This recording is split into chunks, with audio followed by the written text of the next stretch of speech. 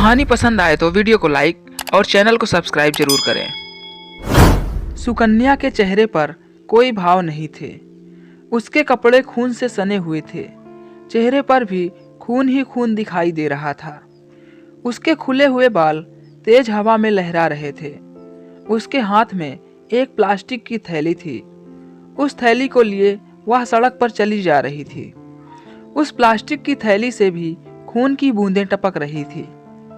उस रास्ते से गुजरते हुए जिसने भी सुकन्या को देखा, उसके हाथ पैर फूल गए। लोगों में एक अनजाना भय दौड़ गया। एक औरत बोली, हे भगवान, कौन है ये औरत? इसके शरीर पर खून की बूंदें कैसी? और ये प्लास्टिक के इस थैली में क्या लिए जा रही है? लोगों के मन में बहुत सारे सवाल थे, लेकिन उन सवालों का जवाब किसी के पास नहीं था। सुकन्या सड़क पर चली जा रही थी। कुछ देर के बाद वह शहर के सबसे बड़े पुलिस स्टेशन में प्रवेश कर दी। उस पुलिस स्टेशन का नाम था Mayaganj police station. Police station में उसके प्रवेश करते ही वहां भी हड़कंप मच गया। हवलदार, अरे कौन है ये औरत? इसका कहीं एक्सीडेंट हो गया क्या? या कहानी कुछ और है? वे दोनों हवलदार बातें कर ही रहे थे कि सुकन्या उनके पास आई और उनसे बोली, सुकन्या, इंस्पेक्टर साहब कहाँ हैं? हवलदार, इंस्पेक्टर साहब, क्या काम है उनसे? सुकन्या को लेकर दोनों हवलदार इंस्पेक्टर अर्जुन के पास गए। इंस्पेक्टर अर्जुन ने भी जब अपने सामने खून से सनी एक महिला को देखा तो वो भी सदमे में आ गए। इंस्पेक्टर, कौन हो तुम? सुकन्या, साहब मैं सुकन्या हूँ, मुझे गिरफ्तार कर लीजिए। इंस्पेक्टर, गिरफ्तार कर लूं? पर किस जुर्म में? सुकन्या, साहब मैंने एक राक्षस का वध कर दिया है। इंस्पेक्टर, राक्षस? कैसा राक्षस?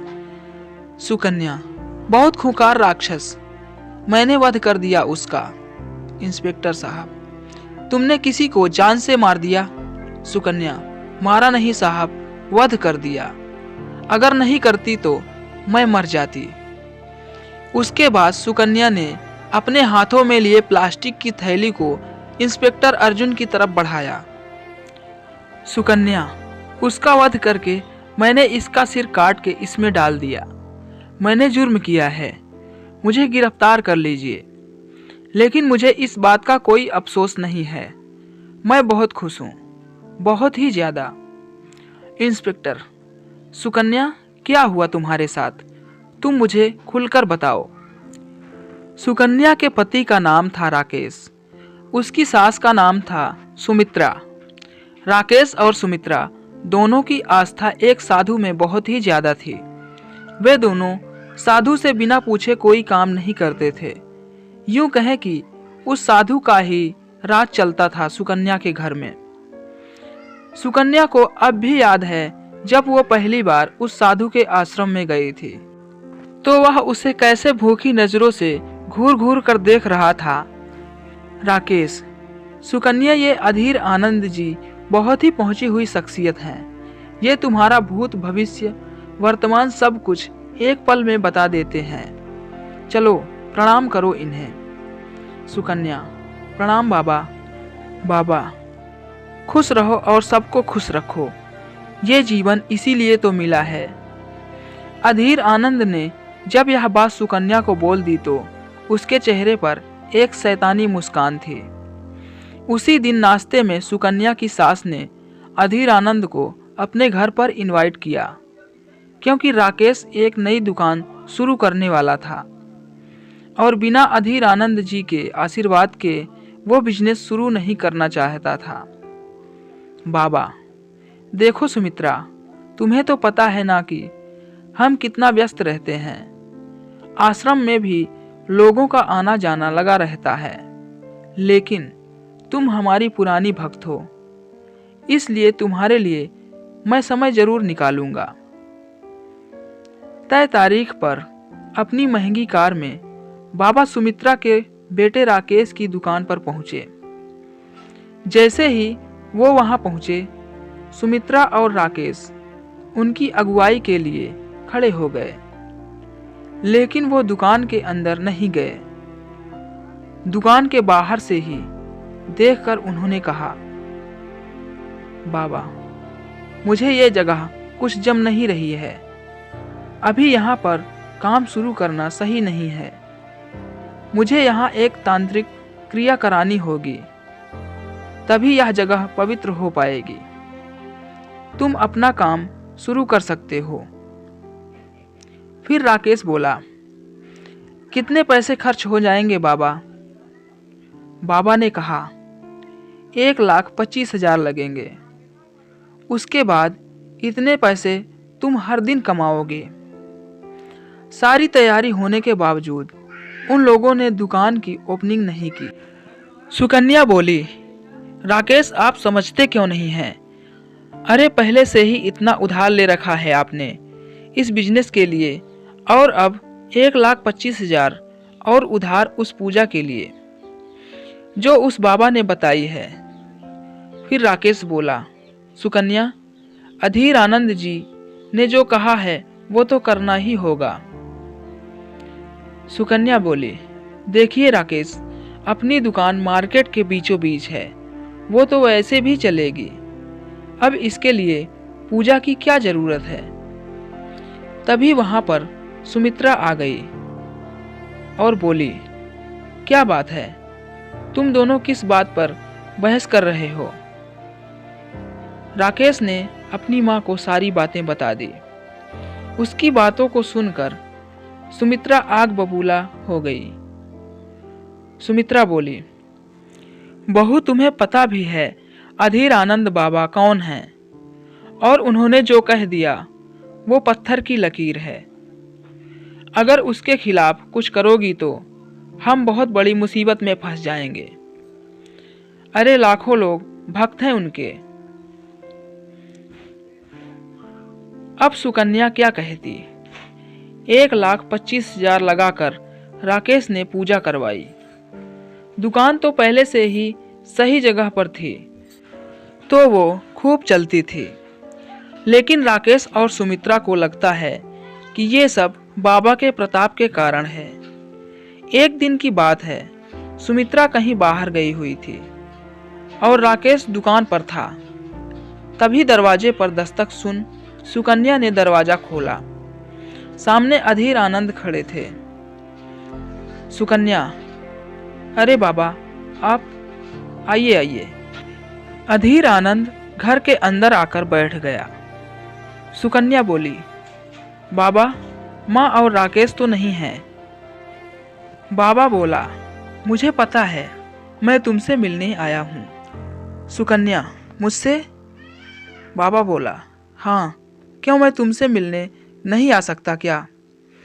फिर सुकन्या बोली, क्यों नहीं आ सकते?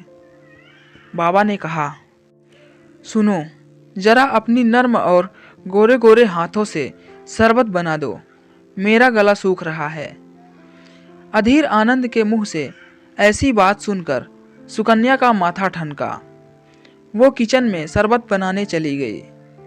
जब वो शरबत बना रही थी तभी अधीर आनंद पीछे से आ गए और उससे कहा, तेरे पति का काम कैसा चल रहा है?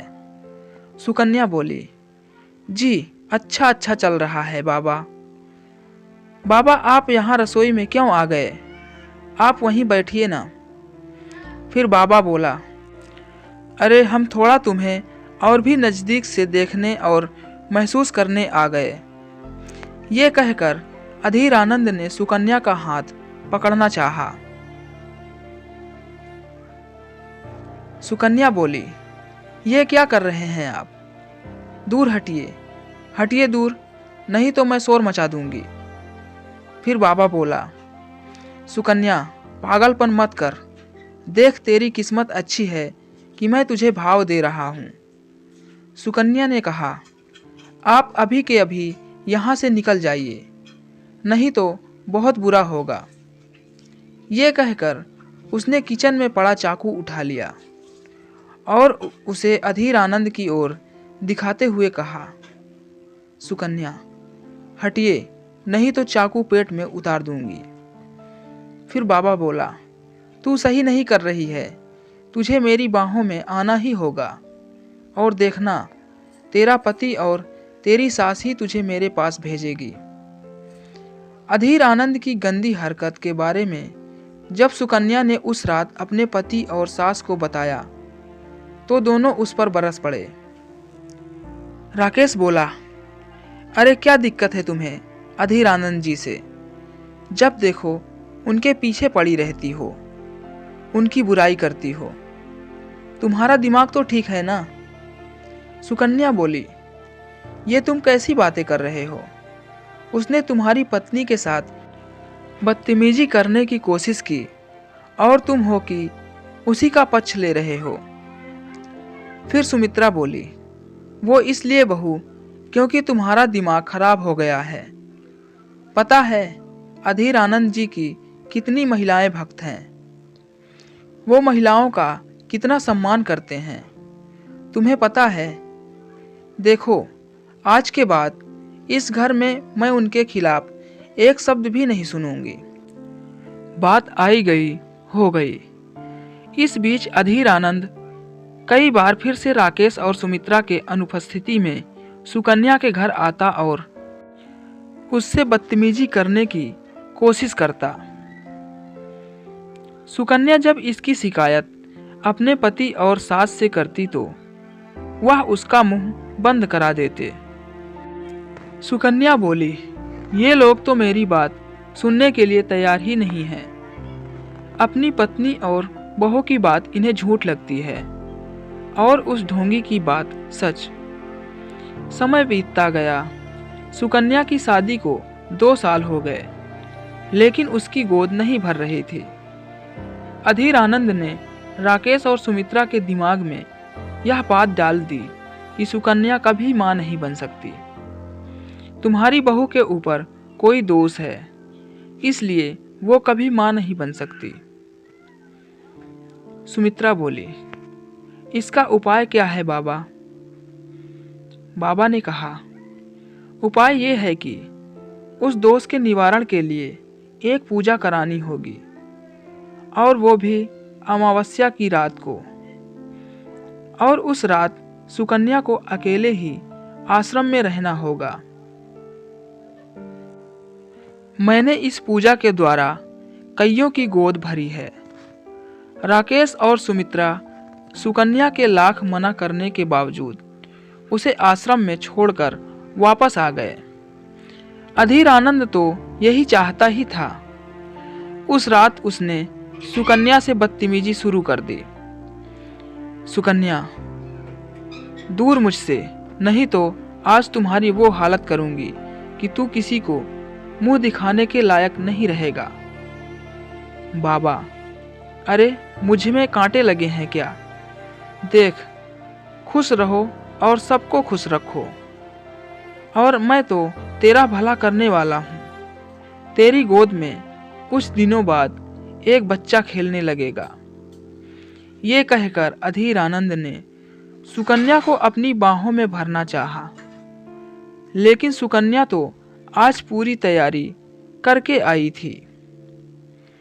उसने अपनी साड़ी में छिपा खंजर निकाला और उस खंजर के एक ही वार से अधीर आनंद का सिर काट दिया।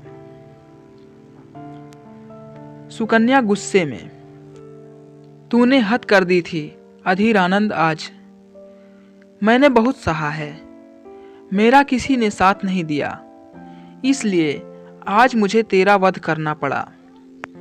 तू औरत को समझता क्या है? औरत शक्ति है, शक्ति। उसे कमजोर मत समझ। इंस्पेक्टर अर्जुन और थाने के सभी लोगों की आंखों में अधीर आनंद को लेकर बहुत गुस्सा था। सभी के जहन में एक ही बात चल रही थी कि सच में सुकन्या ने कोई हत्या नहीं की, वध किया है। सुकन्या ने जज के सामने सारी सच्चाई रखी और अधीर आनंद की हत्या का कारण बताया। सुकन्या को 5 साल की सजा तो हुई, लेकिन उसे संतोष था कि उसने एक राक्षस के बोझ से समाज को मुक्त कर दिया।